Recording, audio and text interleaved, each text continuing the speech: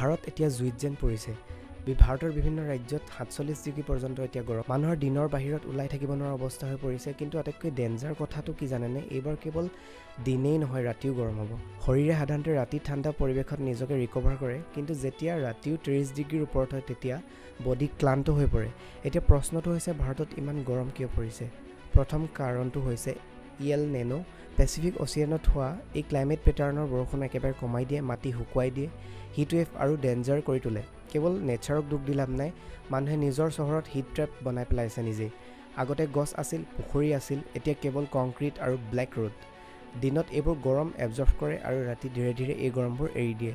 এই গৰমে কেৱল ৱেডাৰ এফেক্টেই কৰা নাই, ই আমাৰ পকেট হেল্থ দুইটাই এফেক্ট কৰিছে। শাক পাচলি, টমেটো, পিঁয়াজ উৎপাদন একেবাৰে কমি গৈছে গৰমৰ ফলত দাম বাঢ়িছে।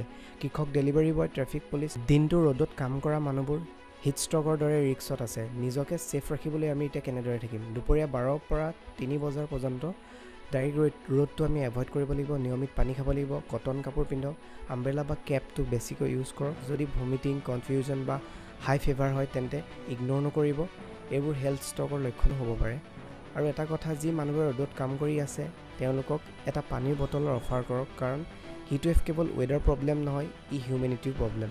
ভিডিঅ'টো যদি ইনফৰ্মেটিভ লাগিলে লাইক, শ্বেয়াৰ কৰিব আৰু এনেকুৱা বাস্তৱ বিষয়ৰ ভিডিঅ'বোৰ বাবে যদি ইনষ্টাগ্ৰামত চাই আছে তেন্তে পেজটো ফ'ল' কৰি লওক, আৰু যদি ইউটিউবত চাই আছে তেন্তে চেনেলটো ছাবস্ক্ৰাইব কৰিবলৈ নাপাহৰিব। ধন্যবাদ।